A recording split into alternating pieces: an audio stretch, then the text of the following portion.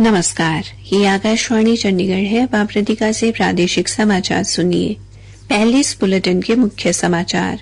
प्रधानमंत्री नरेंद्र मोदी ने आज कुरुक्षेत्र से भारतीय जनता पार्टी के चुनाव प्रचार अभियान का शंखनाद किया। प्रधानमंत्री ने कहा कि उनकी सरकार ने बुजुर्गों को दी गई स्वास्थ्य लाभ की गारंटी पूरी की है। केंद्रीय गृहमंत्री अमित शाह ने कहा है कि हिंदी भाषा ने देश को एकजुट करने में अभूतपूर्व भूमिका निभाई है। केंद्र सरकार ने गेहूं की कीमत में वृद्धि व जमाखोरी को रोकने के लिए व्यापारियों और विक्रेताओं के लिए भंडारण सीमा संशोधित की और पंजाब के राज्यपाल व चंडीगढ़ के प्रशासक गुलाब चंद कटारिया ने कहा कि एक पेड़ मां के नाम अभियान जलवायु परिवर्तन की समस्या का उपयुक्त समाधान है। अब समाचार विस्तार से। प्रधानमंत्री नरेंद्र मोदी ने आज कुरुक्षेत्र से भारतीय जनता पार्टी के चुनाव प्रचार अभियान का शंखनाद किया। जन आशीर्वाद रैली में शामिल जनसमूह को संबोधित करते हुए श्री मोदी ने कहा कि हरियाणा में तीसरी बार भी भारतीय जनता पार्टी की सरकार बनना तय है। उन्होंने कहा कि हरियाणा के लोग अपनी जुबान के पक्के होते हैं। उन्होंने खुद हरियाणा में काम करने का अवसर मिलने पर हरियाणा से यही सीखा है। प्रधानमंत्री ने कहा कि भारतीय जनता पार्टी जो कहती है वो करती है। उन्होंने कहा कि केंद्र में बीजेपी सरकार ने बुजुर्गों को दी गई गारंटी पूरी की है। अब 70 साल से अधिक आयु के लोगों को आयुष्मान योजना के तहत 5 लाख रुपए तक का स्वास्थ्य लाभ मिलेगा। श्री मोदी ने कहा कि सरकार ने गरीबों के लिए 3 करोड़ पक्के घरों को मंजूरी दी है और अब तक 1 करोड़ महिलाएं लखपति दीदी बन चुकी हैं, जिनमें से सैकड़ों महिलाएं हरियाणा से हैं। उन्होंने कार्यवाहक मुख्यमंत्री नायब सिंह की तारीफ भी की और कहा कि नायब सिंह प्रदेश के विकास के लिए 24 घंटे तत्पर हैं। उन्होंने लोगों से नायब सिंह और पार्टी को आशीर्वाद देने की अपील की और कहा कि गीता स्थली जहां सरस्वती सभ्यता के निशान है और गुरु गोविंद सिंह जी के चरण पड़े, वे उसी धरती से बीजेपी सरकार बनाने का निवेदन करने आए हैं। उन्होंने अपने संबोधन में कांग्रेस के दौर में हुए भ्रष्टाचार और कांग्रेस द्वारा एक समुदाय के साथ भेदभाव करने की आलोचना भी की। केंद्रीय गृहमंत्री अमित शाह ने कहा कि हिंदी भाषा ने देश को एकजुट करने में अभूतपूर्व भूमिका निभाई है। उन्होंने कहा कि हिंदी और अन्य भाषाओं में कोई स्पर्धा नहीं है।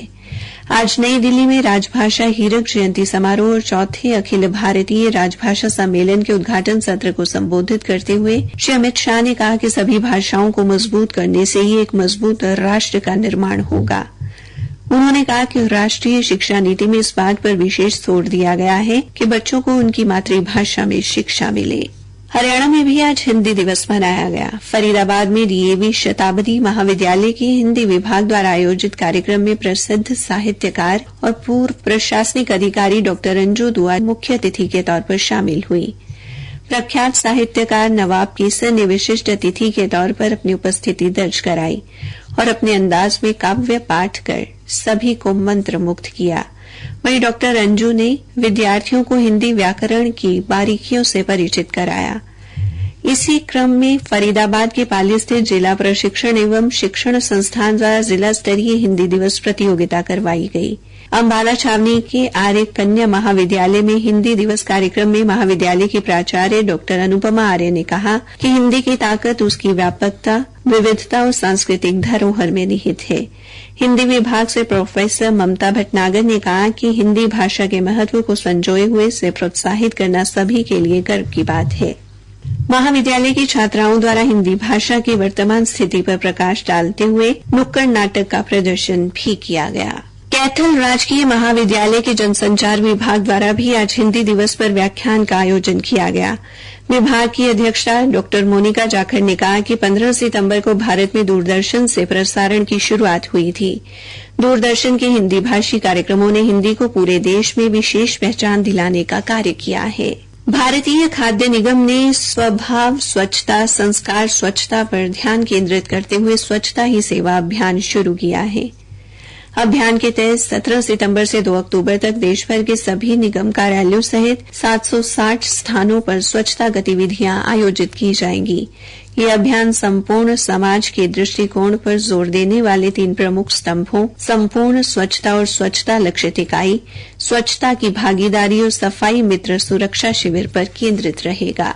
प्रादेशिक समाचार आकाशवाणी चंडीगढ़ से प्रसारित किए जा रहे हैं।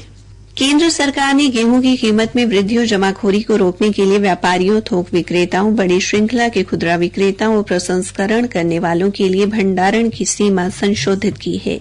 केंद्रीय उपभोक्ता मामले, खाद्य एवं सार्वजनिक वितरण मंत्रालय ने वक्तव्य में कहा कि व्यापारियों थोक विक्रेताओं के लिए संशोधित गेहूं भंडारण सीमा अब 2000 टन होगी। ये सीमा पहले 3000 टन थी। व्यक्तिगत खुदरा विक्रेताओं के लिए भंडारण सीमा में कोई बदलाव नहीं किया गया है। व्यक्तिगत खुदरा विक्रेता 10 टन तक गेहूं का भंडारण कर सकेंगे।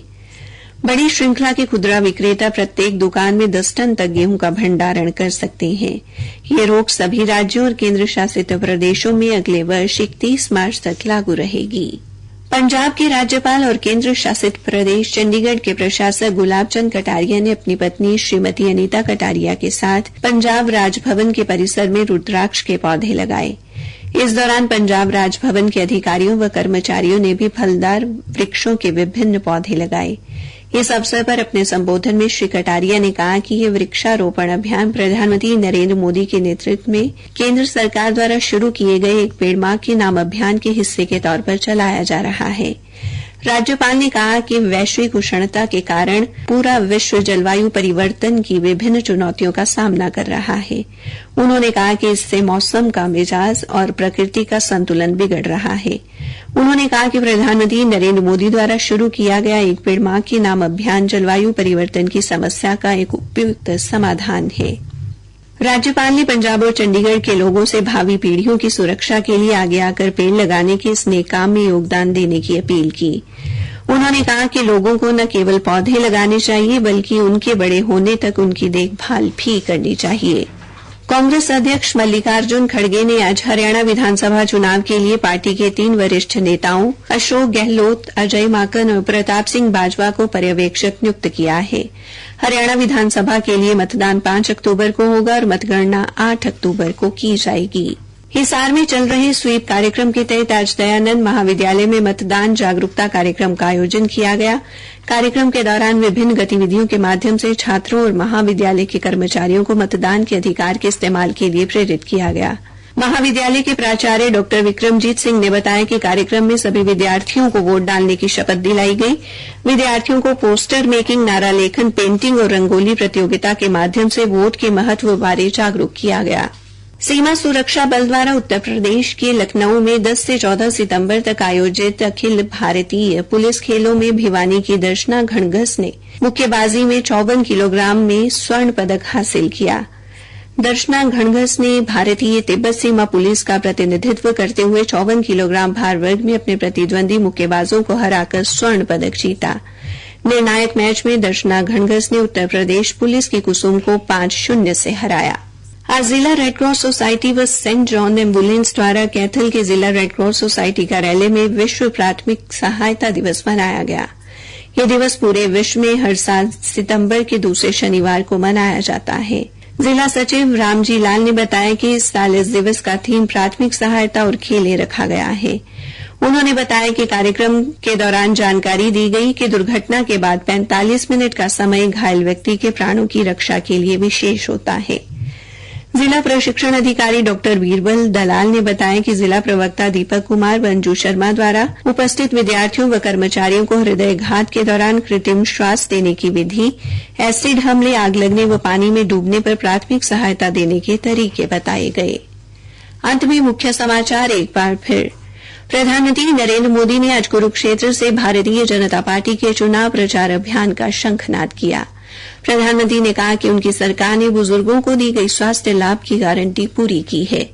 केंद्रीय गृहमंत्री अमित शाह ने कहा कि हिंदी भाषा ने देश को एकजुट करने में अहम भूमिका अदा की है।